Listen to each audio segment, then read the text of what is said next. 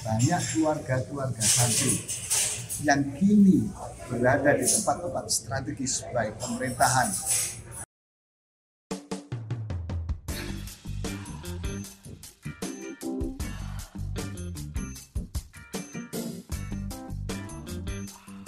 Kali ini kita tidak usah bicara politik ya, bikin bosen orang.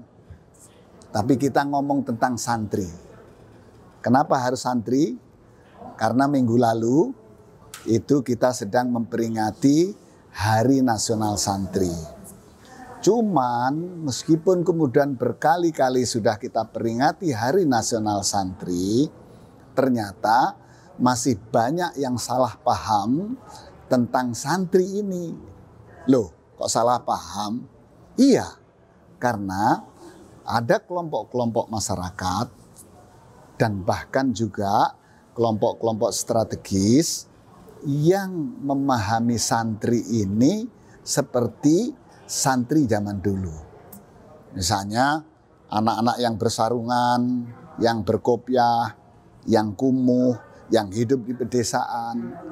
Padahal sejak tahun 80-an dan akhir 1970-an itu sudah mulai terjadi mobilitas vertikal atau mobilitas sosial secara vertikal dari kalangan santri ini.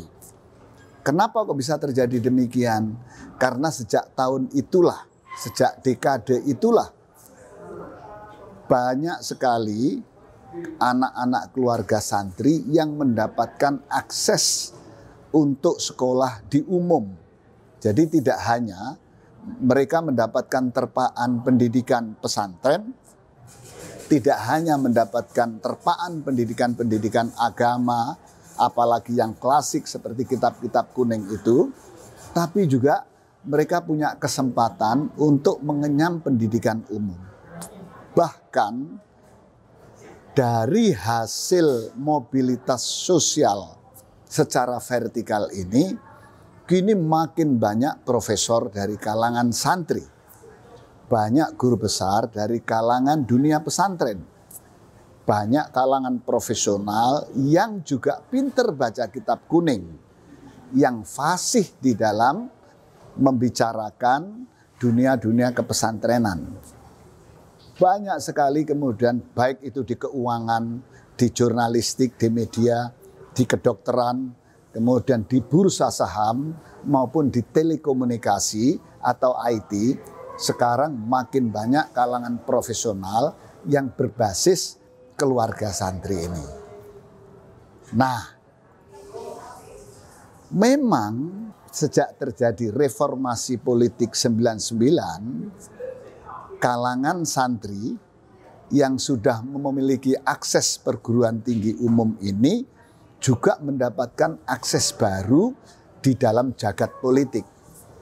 Sehingga demokratisasi akibat reformasi politik di tahun 99 itu juga menghasilkan kalangan politisi-politisi dari kaum santri yang itu makin banyak dan akhirnya menempati jabatan-jabatan strategis seperti yang sekarang ini.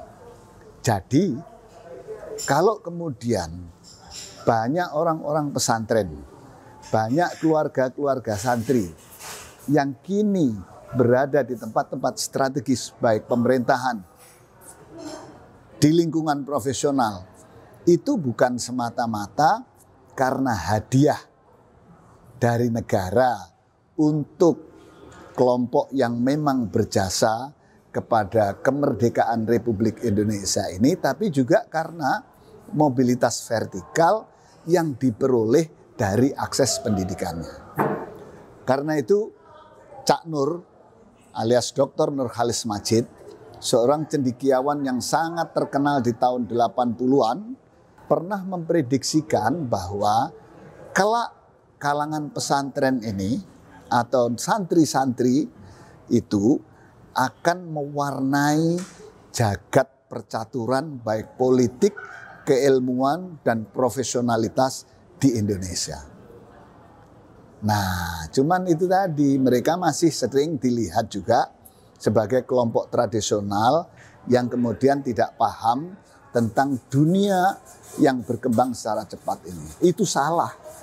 Itu salah. Sekarang banyak santri yang kemudian kuliahnya ada di Oxford, Harvard, Cambridge, sekolah-sekolah top dunia.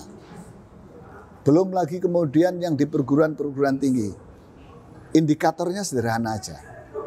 Misalnya, santri itu identik dengan NU. Sekarang ini hampir semua negara di benua ini telah berdiri yang namanya PCINU, Pengurus Cabang Internasional NU, di London, di Jerman, di Jepang, apalagi di daerah-daerah Timur Tengah. Nah, artinya transformasi sosial dari kelompok yang dulunya dianggap ortodok, yang dulunya dianggap tradisional, yang dulunya dianggap kampungan, yang dulunya dianggap penganut ilmu-ilmu klasik ini, sekarang tidak bisa diremehkan karena telah kembali menjadi jaringan organisasi keagamaan yang mengglobal seperti dulu. Ketika berjuang, beliau-beliau para kiai itu di desa-desa dan kemudian mengembangkan pondok pesantren. Dari pondok pesantren itu dididiklah para orang-orang yang berkarakter. Nah, ada pertanyaan, kenapa kalangan santri yang berbasis pondok pesantren ini bisa berhasil di kelompok-kelompok strategis itu? Kemudian bisa berhasil ketika dia memasuki jagat-jagat umum di luar non-keagamaan, termasuk lembaga-lembaga strategis lainnya ketika menjadi profesional.